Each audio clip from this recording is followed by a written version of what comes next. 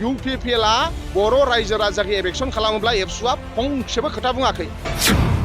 प्रमद बर'आ मोनसे समाव बुंदोंमोन गाव खुनु दिन MLA मन्त्रि जाया होननाय मानसिया दिनै सिट जाफैबाय। एक नाम्बार प्रमद बर' थगायनाय। एकर्डनि उनावबो जोंनि माखासे सागानगिरि बिथांमोनासो दिनै जेलाव दङ। बेफोर बिराद दुखुनांथाव बाथ्रा। ID न' नाम्बार गैयाब्लाबो IY न' नाम्बार होगोन होनदोंमोन। मैगं फाननानै जाग्रा ना फाननानै जाग्रा बै मानसिफोरनो रां अनसुंथाइ होनो होनदोंमोन। दा बिथांमोनहा मोनसेबो खामानि मावाखै। दुखुनांथाव बाथ्राया बे प्रमद बर' सिट जानायनि उनाव चिराङाव क'क्राझाराव एबेक्सनसो खालामदों बियो। हा पाट्टा होनांगौमोन नाथाय बिथांमोनहा होनो हायाखै। हा थायोब्लानो कलेज इउनिभारसिटि फरायनो लनबो मोनगोन। नाथाय बे हानि भेलुखौनो दिनै प्रमद बर'आ बुजियासै।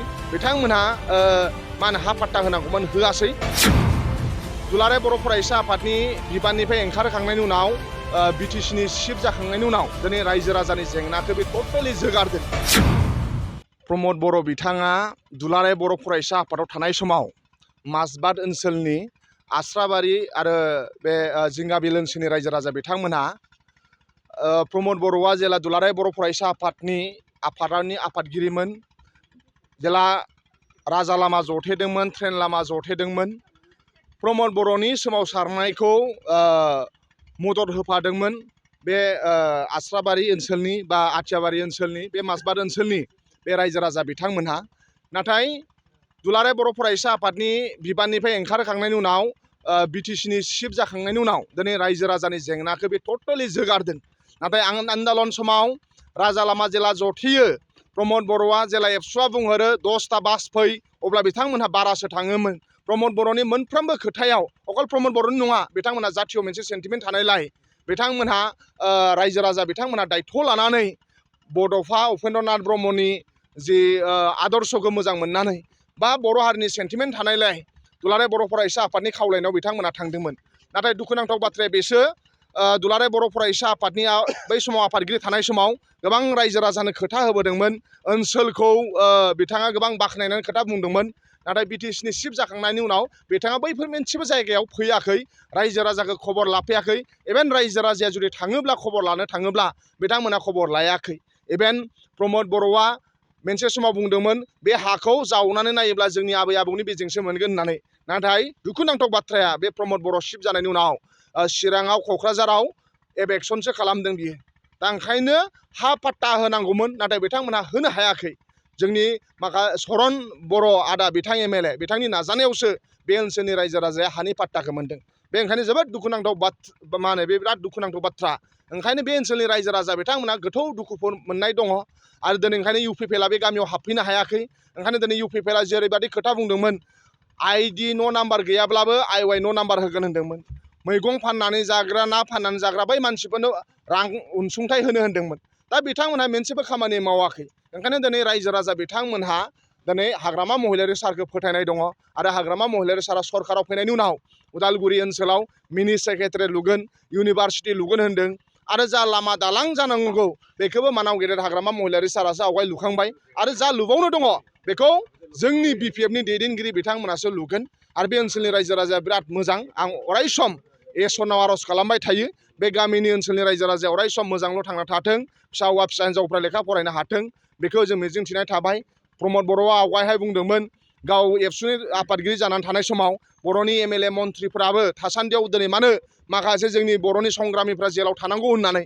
नाथाय दिनै प्रमद बर'आ उल्था। दिनै प्रमद बर'आ चिफ जाफैनानै दङ। प्रमद बर'नि गोबां लोगोफ्रा MLA मन्थ्रि जानानै दङ। नाथाय एकर्डनि उनावबो जोंनि माखासे सागानगिरि बिथांमोनहासो दिनै जेलाव दङ। बेफोर बिराद दुखुनांथाव बाथ्रा। ओंखायनो प्रमद बर'आ मोनसे समाव बुंदोंमोन गाव खुनु दिन MLA मन्थ्रि जाया होननाय मानसिया दिनै चिफ जाफैबाय। एक नाम्बार प्रमद बर' थगायनाय।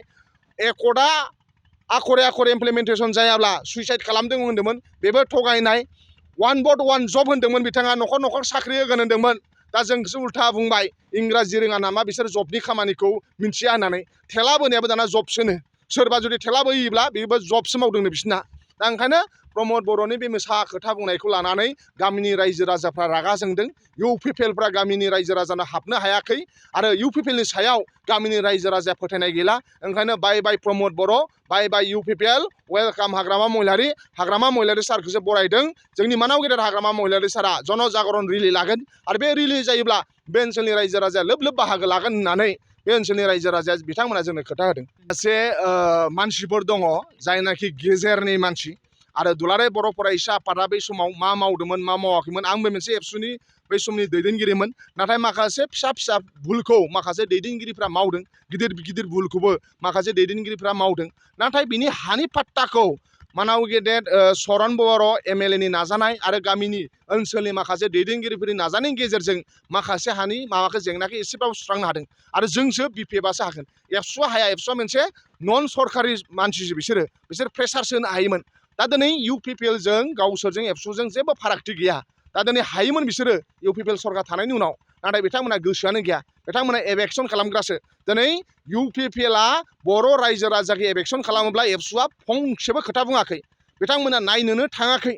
दिनै बेबादि दुलाराय बर' फरायसा आफादा चिरां क'क्राझाराव प्रमद बर' एबेक्सन खालामोबा, फेरेंगा एबेक्सन खालामोबा एबसुनि मानसिफोरनि मेगनाव मोदै गवाखै आरो बिथांमोना नायनोबो थाङाखै। बेनि थाखाय बिराद दुखुनांथाव बाथ्रा दुलाराय बर' फरायसा आफादनि बेबादि रलखौ लानानै। दा ओंखायनो आं बेखौनो सानो, बिथांमोननि बेबादि रल लाबाय थायोब्ला रायजोनि अनसायनाय बिथांमोना मोननाय नङा।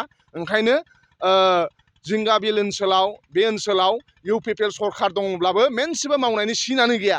नाथाय जोंनि अपोजिसन MLAब्लाबो सरन बर' आदाया जथेस्थ' गाव जेरै हायो बेबादि मावनानै नाजादों डेभेलपमेन्टनि माखासे खामानिखौ।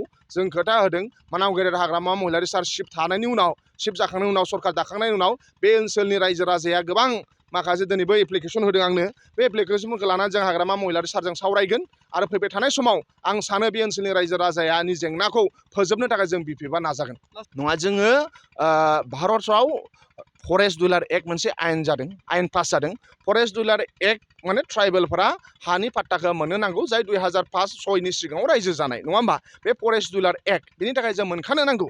मानोना जोङो ट्राइबेलफोरा जल जंगल जामिन बेखौ नागारनानै जोङो आलादा जेबो साननो हाया। जेराव हाग्रा थागोन, जेराव दै थागोन, जेराव हा मा थागोन, बाव जों ट्राइबेलफ्रा थायो। ओंखायनो होनदों ट्राइबेल आदिबासि होननानै जायखौ बुङो जोंखौ ट्राइबेल, इंलिसाव ट्राइबेल होनो। बे ट्राइबेलफ्रा जल जंगल जामिनखौ नागारनानै जेराव थाङा। नाथाय जोंहा अननाय दं फरेस्टखौ, फरेस्टनि एगेन्स्टआव जों खामानि मावा, भारतनि संबिधानजों जों खामानि मावा। दा ओंखायनो नाथाय हाया बयनिफ्राय जोंनि देरसिन। हा थायोब्ला नोङो न' मोनगोन, हा थायोब्ला नों डेभेलपमेन्ट जागोन, हा पाट्टा मोनोब्ला नोङो लामा दालां जागोन। हा पाट्टाया बयनिफ्राय जोंनि देरसिन, बिराद इम्परटेन्ट। हा थायोब्लानो कलेज इउनिभारसिटि फरायनो लनबो मोनगोन। नाथाय बे हानि भेलुखौनो दिनै प्रमद बर'आ बुजियासै। बिथांमोनहा मा होनो हा पाट्टा होनांगौमोन, होआसै। नाथाय BPF सरकार फैयोब्ला हाग्रामा महिलारि सारा होनदों हा पाट्टाखौ होथारगोन जों होननानै। हा पाट्टा होनाया जोंनि 1 नाम्बार खामानि। 2 नाम्बार जोंहा जाहैबाय जोङो ट्राइबेलफ्रा जल जंगल जामिनखौ बाद होनानै जों रायजो जानो हाया आरो जों भारतनि आयेनखौ मोजां मोनो आरो भारतनि फरेस्टखौ जों मोजां मोनो आरो फरेस्टखौ रैखा होनायाबो जोंनि दायित्व'।